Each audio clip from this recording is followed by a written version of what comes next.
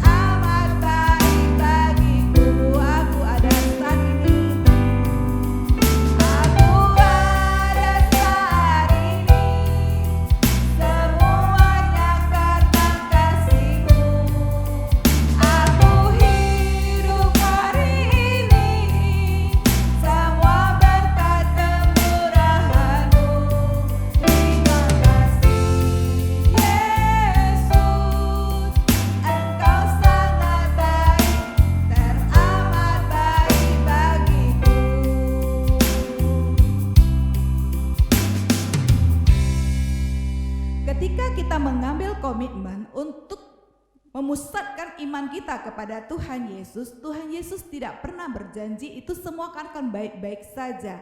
Kita semua anak-anak Tuhan juga akan menghadapi problema di dalam hidup kita. Tapi bagaimana cara kita menghadapinya? Ya, kita menghadapinya bersama-sama dengan Tuhan. Problema yang kita hadapi di dalam kehidupan kita berbagai macam, bisa di dalam keluarga, bisa di dalam finansial, bisa juga di dalam sakit penyakit. Sama dengan seperti 10 orang penderita kusta, yang 9 orang kemanakah mereka? Hanya 1 orang yang kembali kepada Tuhan, hanya 1 orang yang mencari Tuhan kembali. Kiranya Bapak Ibu semua kita bisa mengambil komitmen seperti yang mana yang boleh kita pilih. Karena kita harus percaya bahwa Yesus benar-benar mengasihi kita. Yesus benar-benar mencintai kita apapun keadaan dan kondisi kita. Dan Dia mampu mengubah kita dari kita yang lama menjadi kita yang baru. Dari kita yang berdosa menjadi kita yang boleh diselamatkan olehnya.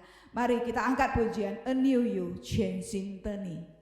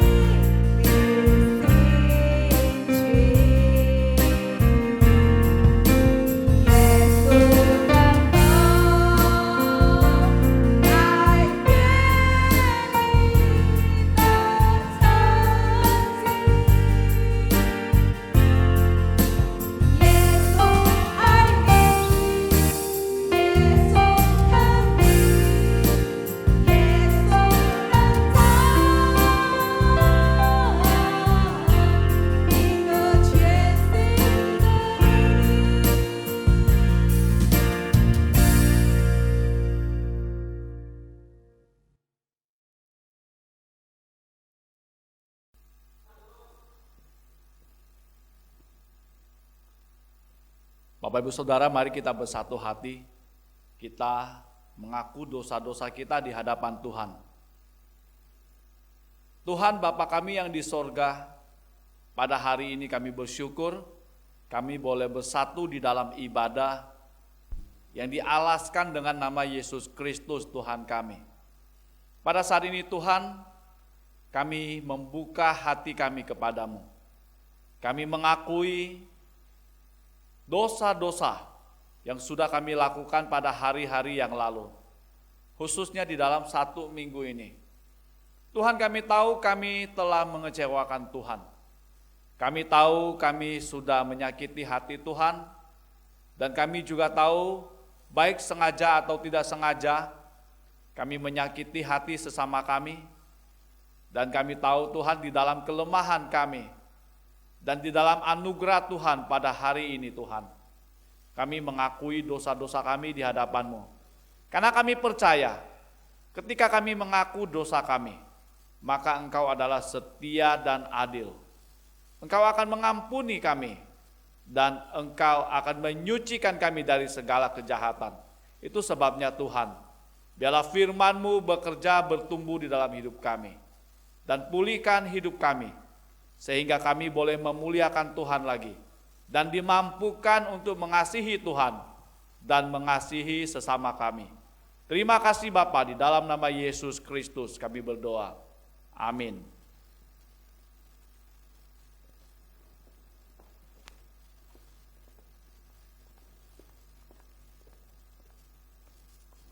使徒信经，我信上帝全能的父，创造天地的主。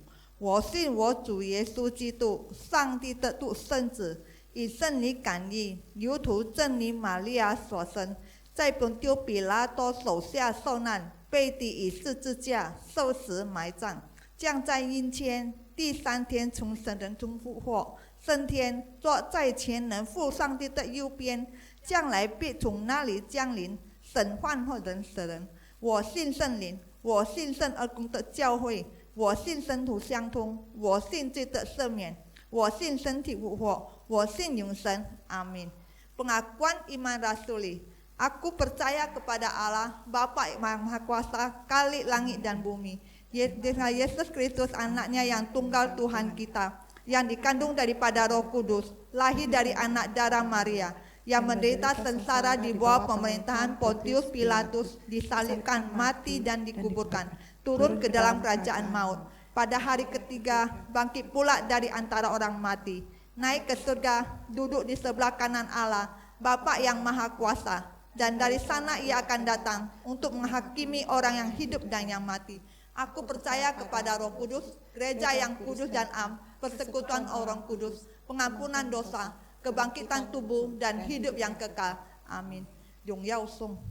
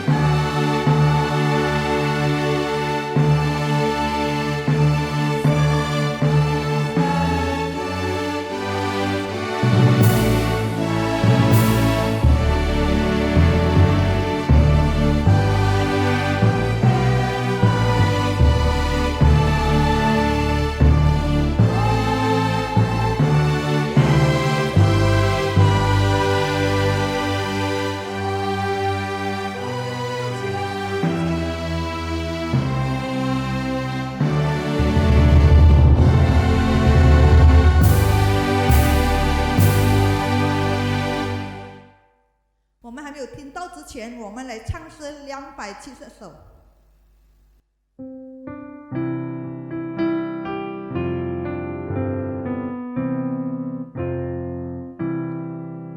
我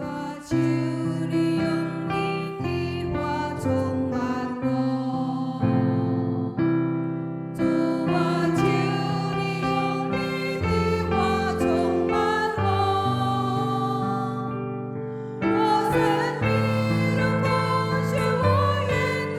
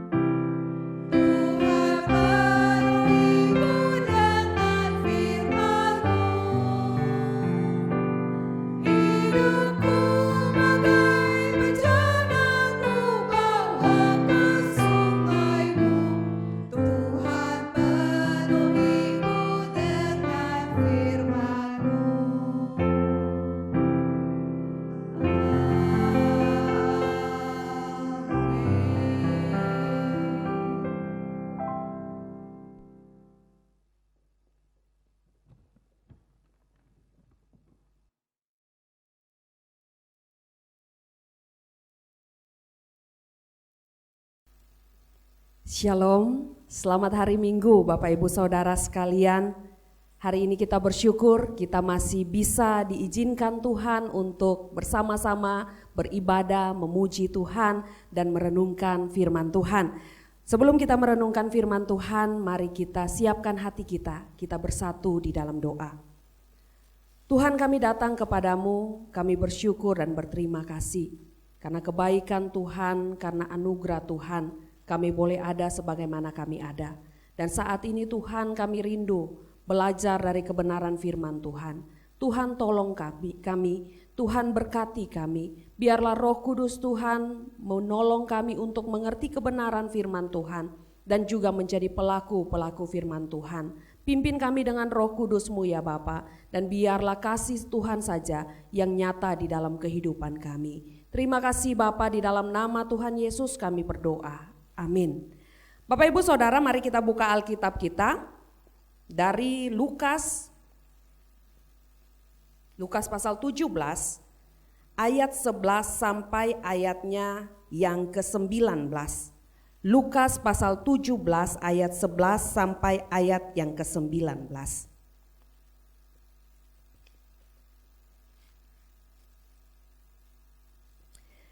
Saya akan bacakan bagian firman Tuhan ini. Ke-10 orang kusta. Dalam perjalanannya ke Yerusalem, Yesus menyusur perbatasan Samaria dan Galilea. Ketika ia memasuki suatu desa, datanglah 10 orang kusta menemui dia. Mereka tinggal berdiri agak jauh dan berteriak, "Yesus, Guru, kasihanilah kami." Lalu ia memandang mereka dan berkata, "Pergilah, perlihatkanlah dirimu kepada imam-imam." Dan sementara mereka di tengah jalan, mereka menjadi tahir. Seorang dari mereka ketika melihat bahwa ia telah sembuh, kembali sambil memuliakan Allah dengan suara nyaring, lalu tersungkur di depan kaki Yesus dan mengucap syukur kepadanya. Orang itu adalah seorang Samaria. Lalu Yesus berkata, "Bukankah ke-10 orang tadi semuanya telah menjadi tahir? Di manakah yang 9 orang itu? Tidak adakah di antara mereka yang kembali untuk memuliakan Allah selain daripada orang asing ini?" Lalu ia berkata kepada orang itu, "Berdirilah dan pergilah, imanmu telah menyelamatkan engkau." Bapak Ibu Saudara sekalian, bagian firman Tuhan ini sangat menarik untuk kita pelajari. Bagian firman Tuhan ini menjadi bagian yang tidak asing bagi kita. Khususnya bagi kita yang mungkin pernah mengikuti sekolah minggu. Ini cerita sekolah minggu yang sering kali diceritakan tiap-tiap saat. Nah Bapak Ibu, kalau kita bicara tentang sakit kusta ya. Sakit kusta ini adalah satu penyakit yang ditakuti. Jangankan pada masa kini, tetapi masa dulu itu sangat-sangat ditakuti. Masa dulu di mana tidak ada obat untuk sakit kusta ini, sehingga sakit ini sangat ditakuti. Dan bukan itu saja Bapak Ibu Saudara, sakit kusta ini adalah sakit yang berkaitan dengan image bahwa seseorang kalau dia kena sakit kusta, maka dia sedang dikutuk oleh Tuhan atau dia sedang dihukum oleh Tuhan.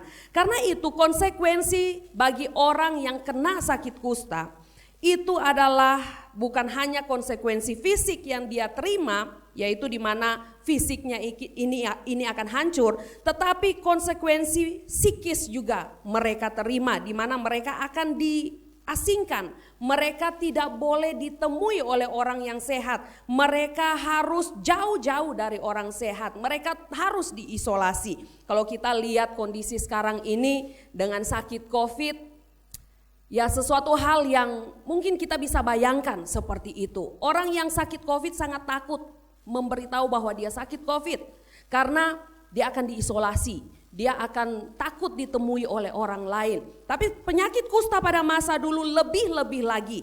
Orang sangat takut karena penyakit ini adalah penyakit yang menular. Nah Bapak Ibu Saudara, kondisi seperti ini membuat orang-orang yang sakit kusta itu berada di satu tempat yang tersendiri. Mereka biasanya diasingkan dari kota-kota yang punya tembok-tembok yang tinggi, sehingga mereka diasingkan, mereka tinggal di kemah-kemah, di perkampungan yang memang orang-orang kusta ada di situ. Nah, lebih-lebih lagi kalau ada keluarganya yang mau datang memberikan makanan dan melihat mereka, itu jarak antara orang sehat dengan orang yang sakit kusta ini 2 kilometer atau 2 meter ya, 2 meter. 2 meter. Dan kalau misalnya pada masa itu ada musim angin, itu jaraknya akan lebih jauh lagi. Dikatakan di situ jaraknya itu 45 meter. Nah, saudara-saudara, ini menunjukkan bahwa orang-orang yang kena sakit kusta ini adalah orang-orang yang sangat kasihan.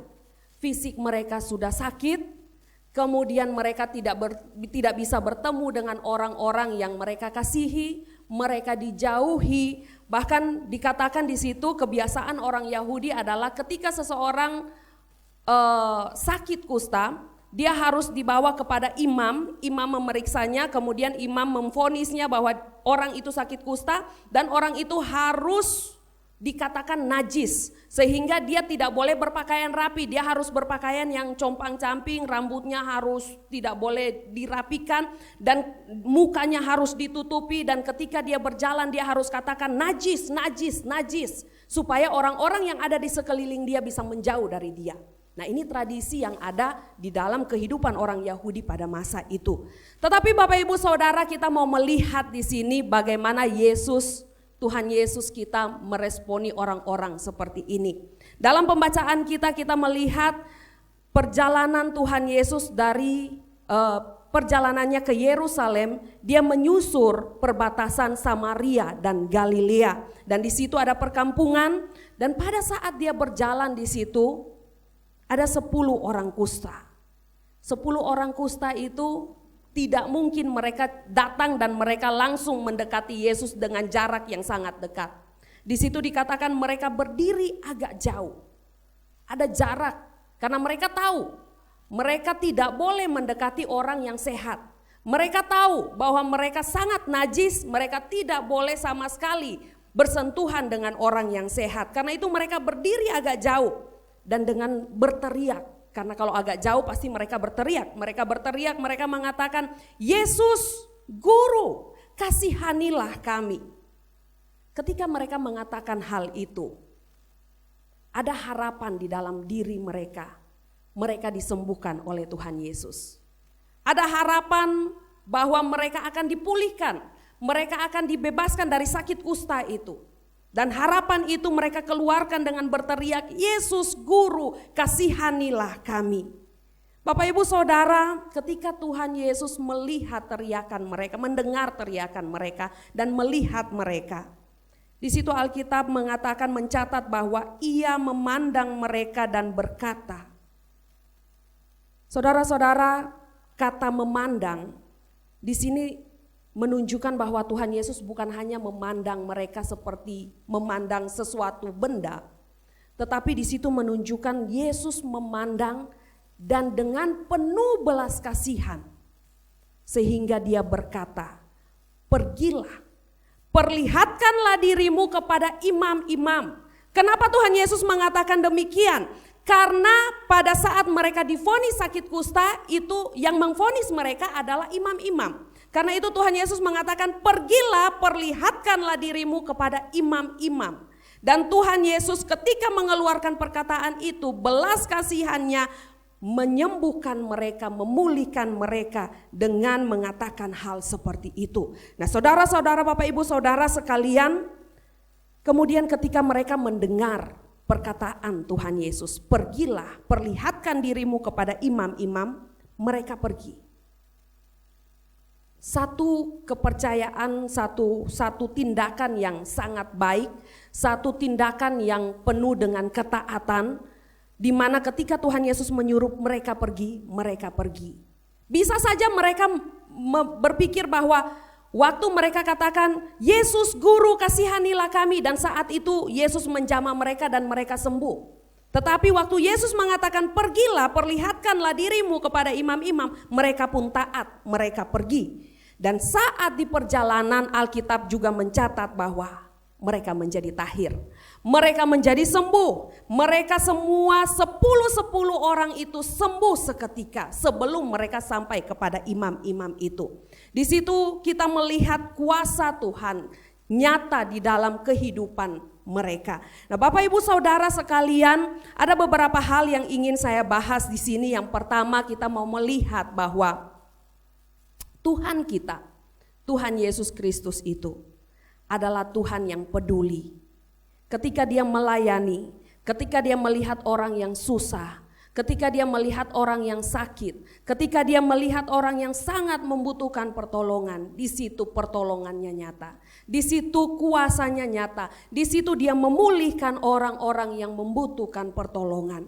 Dan di dalam pembacaan kita ini, kuasa Tuhan itu nyata. Tuhan yang peduli itu menyatakan kepeduliannya kepada orang-orang ini dengan menyembuhkan mereka. Tetapi ada masalah yang terjadi di sini Bapak Ibu Saudara, ketika orang-orang ini sembuh. 10 orang sembuh dan Alkitab mencatat apa? Hanya 1 orang yang sadar bahwa dia harus kembali kepada Tuhan. Dia harus kembali kepada Tuhan untuk mengucap syukur kepada Tuhan. Dia harus kembali kepada Tuhan untuk berterima kasih kepada Tuhan. Nah, Bapak Ibu Saudara, orang ini, 1 orang ini kemudian karena dia sadar, kemudian dia lari dan dia datang kepada Tuhan dengan suara nyaring. Dia memuliakan Allah, dia tersungkur di kaki Yesus dan dia mengucap syukur kepada Yesus. Kemudian Tuhan Yesus bertanya, bukankah ke-10 orang tadi itu semua tahir, menjadi tahir? Di mana mereka? Kenapa hanya 1 orang asing ini saja yang kembali? Kenapa Tuhan Yesus mengatakan kenapa hanya 1 orang asing ini saja yang kembali? Karena ternyata yang kembali adalah seorang Samaria. Orang yang bagi orang Yahudi, orang Samaria itu adalah orang yang tidak percaya Tuhan. Bagi orang Yahudi, orang Samaria itu tidak ada apa-apanya. Tapi orang itu yang datang kepada Yesus, tersungkur di kaki Yesus dan mengucap syukur, berterima kasih kepada Yesus. Di manakah yang 9 orang itu? Nah, hari inilah tema kita adalah di manakah yang 9 itu? Yang 9 orang itu di mana? Bapak Ibu Saudara, Johannes Calvin, dia mengatakan bahwa 9 orang tersebut sudah sembuh, tetapi secara jahat mereka menghapus ingatan akan anugerah Allah. Kesembuhan itu sendiri telah dihina dan terkontaminasi oleh ketidakberterima kasihan mereka. Sehingga mereka tidak mendapat keuntungan yang seharusnya mereka dapatkan dari Allah. Ini satu hal yang sangat menarik Bapak Ibu Saudara. Ke-9 orang itu awalnya mereka taat pada perintah Tuhan. Pergi, perlihatkanlah dirimu kepada imam-imam. Mereka ikut perintah Tuhan. Dan mereka menjadi sembuh. Tetapi secara jahat mereka menghapus ingatan itu, ingatan ketika mereka mengatakan, Yesus Guru kasihanilah kami. Ingatan itu mereka menghapusnya. Karena Bapak Ibu Saudara, orang yang sakit kusta pada masa itu, dia hanya bisa sembuh karena anugerah Tuhan. Karena tidak ada obat. Dia hanya sembuh karena anugerah Tuhan. Nah, waktu mereka sembuh, disitulah diperlihatkan kepada mereka bahwa anugerah Tuhan itu diberikan bagi mereka. Tetapi 9 orang ini menghina anugerah Tuhan itu. Sehingga mereka tidak ingat lagi siapa yang telah menyembuhkan mereka. Siapa yang telah memberikan anugerah itu kepada mereka. Bapak Ibu Saudara sekalian, menjadi orang yang sakit kusta sangat berat. Tetapi ketika dipulihkan oleh Tuhan, itu sangat, sukacitanya sangat luar biasa. Namun hal yang terpenting yang kita mau pelajari dari bagian firman Tuhan ini, bahwa sikap bersyukur kepada Tuhan adalah hal yang terpenting dalam hidup kita. Orang yang sakit kusta, mereka boleh menghadapi hal-hal yang tidak mengenakan. Tetapi mereka harus tahu ketika mereka mendapatkan anugerah Tuhan itu, maka ada hal yang sangat luar biasa yang harus mereka lakukan, yaitu bersyukur, berterima kasih karena anugerah Tuhan itu sudah mereka terima. Bapak Ibu Saudara sekalian, kalau kita melihat di dalam Perjanjian Lama, ada beberapa orang yang menderita sakit kusta. Dan penderitaan kusta itu dialami. Kenapa orang-orang Yahudi itu merasa bahwa orang yang sakit kusta itu adalah orang yang dihukum oleh Allah, orang yang kena kutuk dari Allah. Karena beberapa hal yang terjadi di dalam Perjanjian Lama, seperti kita lihat Miriam dia menghina, dia mengata-ngatai Musa, dan akhirnya dia terkena penyakit kusta. Kemudian ada juga Gehasi, seorang pesuruh dari Elisa yang menerima persembahan dari Naaman yang sembuh dari sakit kusta. Dia kena penyakit kusta. Ada juga Raja Uzia yang ditolong oleh Tuhan, kemudian akhirnya menjadi raja yang sombong dan kemudian meninggalkan Tuhan. Tuhan menghukumnya dengan sakit kusta. Dan ada banyak orang, tetapi sakit penyakit yang ada, yang diderita oleh orang-orang ini, semuanya tidak bisa dikaitkan dengan hal-hal yang mengatakan bahwa itu adalah kutuk dan sebagainya. Tapi orang kusta pada masa Yesus, mereka menerima beban itu. Karena itu ketika mereka sembuh, pasti mereka sangat berbahagia, mereka sangat bergembira. Namun sayangnya, mereka hanya sampai di batas sangat bergembira karena mereka sembuh. Mereka lupa bahwa kesembuhan itu menjadi satu anugerah yang luar biasa. Nah, Bapak Ibu Saudara sekalian, ketika Tuhan Yesus menanyakan di manakah 9 orang itu bukan berarti Tuhan Yesus menginginkan mereka datang berterima kasih, tetapi Tuhan Yesus mau mengatakan bahwa orang yang dipulihkan oleh Tuhan adalah orang yang menerima anugerah Tuhan yang besar.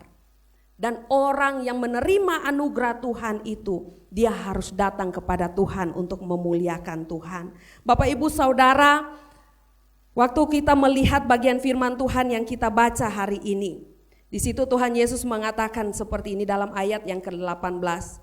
Tidak adakah di antara mereka yang kembali untuk memuliakan Allah? Tidak adakah mereka mengingat akan kebaikan Allah bahwa mereka sudah dipulihkan? Selain daripada orang Samaria ini, orang asing ini. Dan ayat 19 adalah ayat yang sangat-sangat membuat kita harus betul-betul menjadi seperti orang Samaria ini yang tahu berterima kasih, yang datang kepada Tuhan untuk mengucap syukur karena sudah menerima anugerah Allah. Ayat 19 Bapak Ibu Saudara. Lalu Yesus berkata kepada orang itu, kepada orang Samaria itu yang datang bersyukur itu, berdirilah dan pergilah, imanmu telah menyelamatkan engkau. Bapak Ibu Saudara, ada perbedaan antara satu orang Samaria ini dengan 9 orang yang tidak datang menemui Yesus setelah mereka sembuh. Perbedaan yang sangat-sangat penting yang harus kita tahu. Kalau persamaannya kita sudah tahu, 10-10-nya sembuh. Yang satu orang Samaria itu sembuh, yang 9 orang yang tidak datang itu pun sembuh. Tapi ada perbedaan yang harus kita ketahui, yaitu 9 orang ini tidak mendapatkan anugerah keselamatan Tuhan. Tapi satu orang ini, dia disembuhkan. Dan yang paling penting di ayat 19 ini, imannya menyelamatkan dia. Bapak Ibu Saudara, kita hidup di dunia ini, apa tujuan kita? Kita hidup hanya sementara.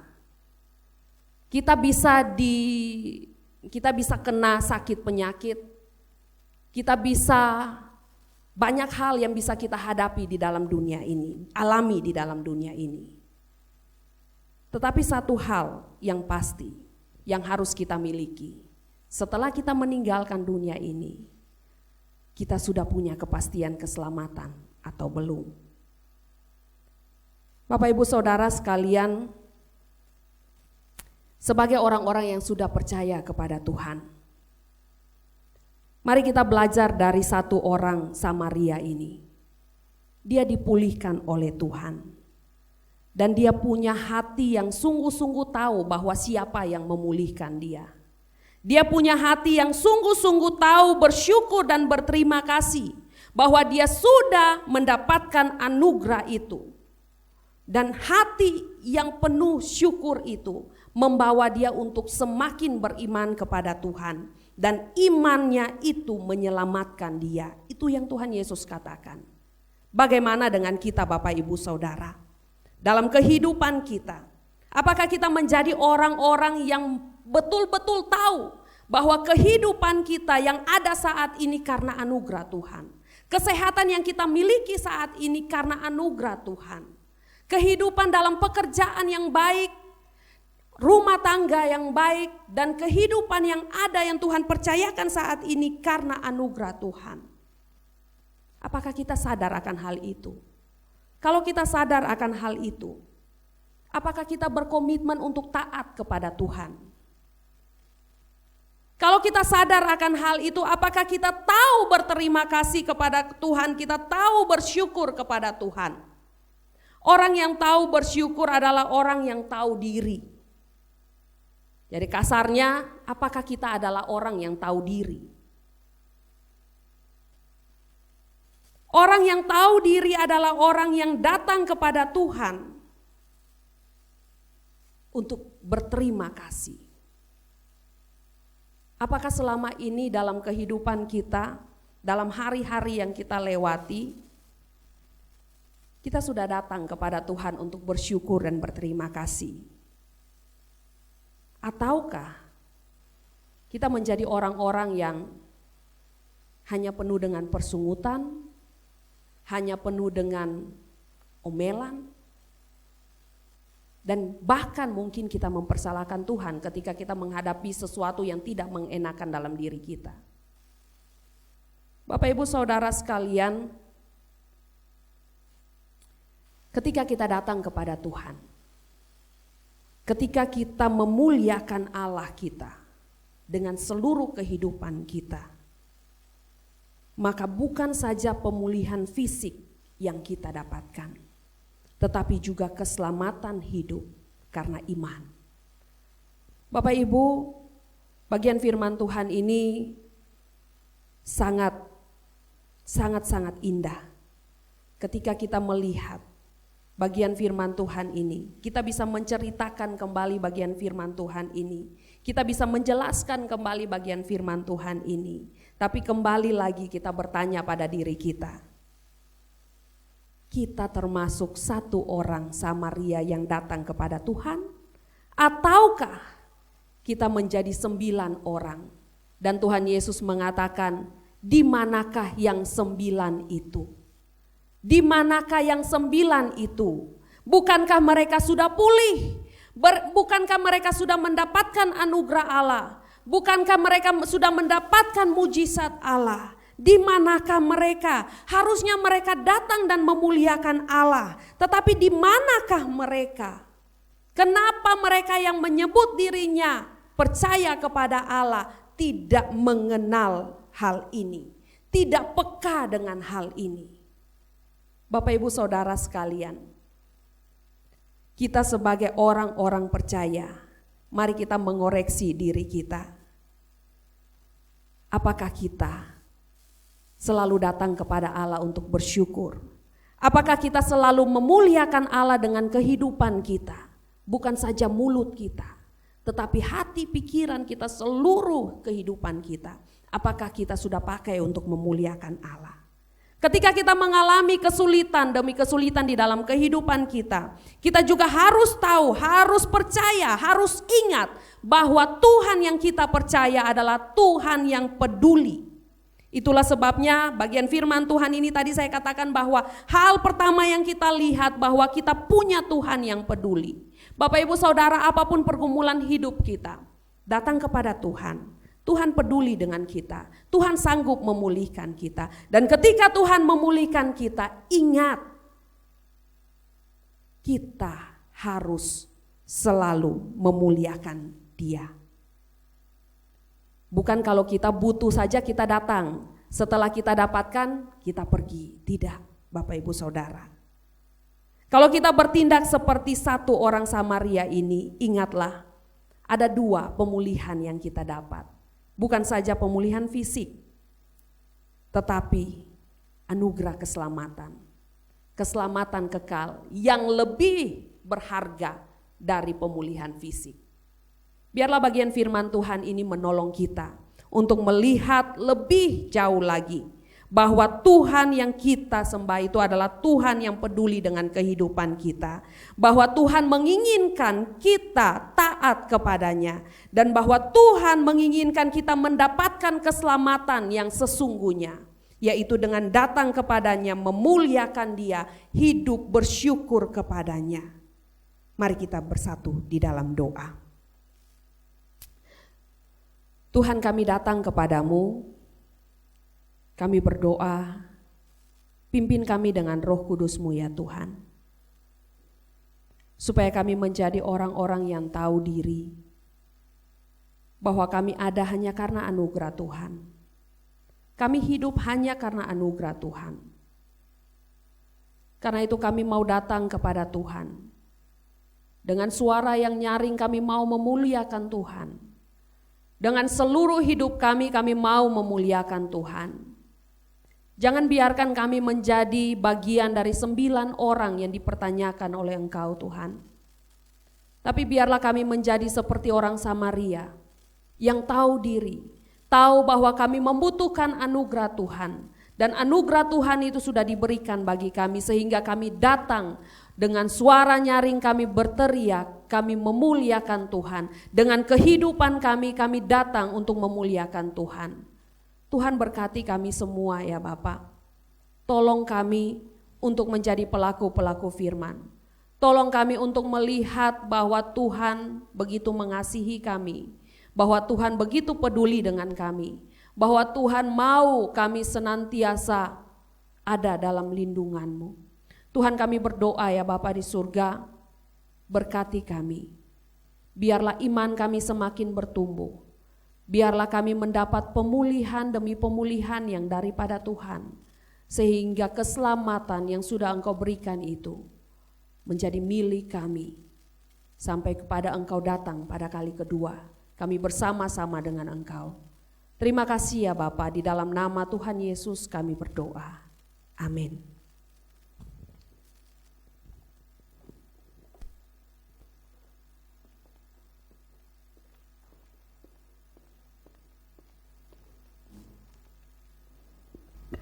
我们再来唱诗357首。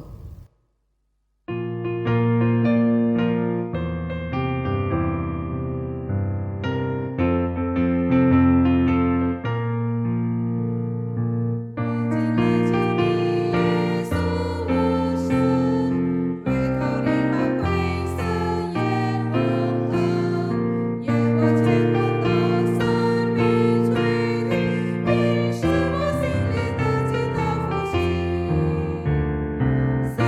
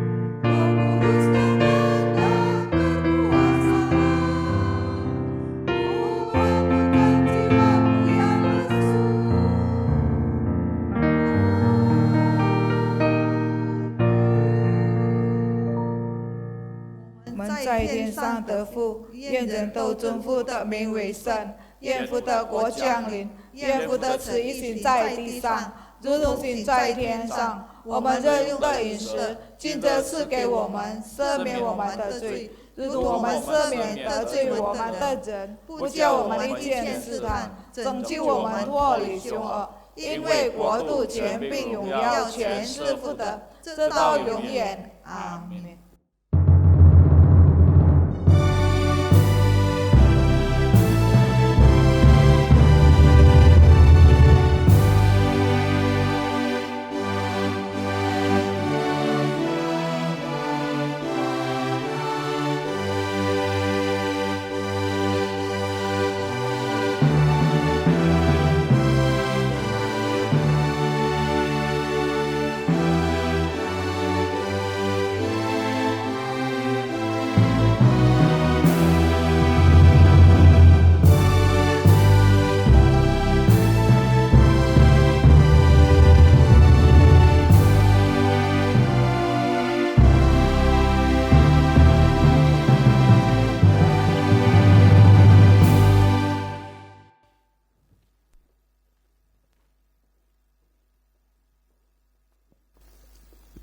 Camkanlah Bapak Ibu dan saudara-saudara, hanya orang yang tahu bersyukur akan menerima anugerah yang lebih besar lagi.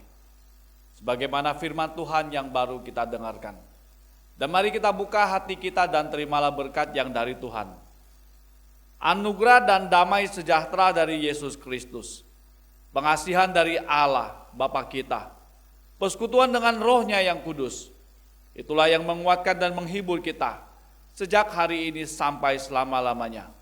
愿我主耶稣基督的恩惠、天父上帝的慈爱、圣灵的感动与交通，常与你们同在，从今时直到永远。阿们。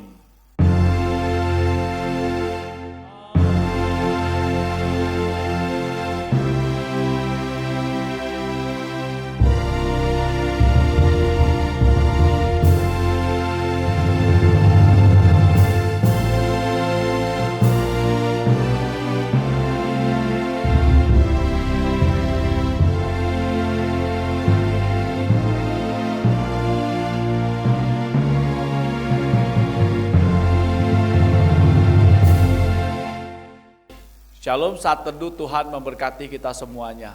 Amin.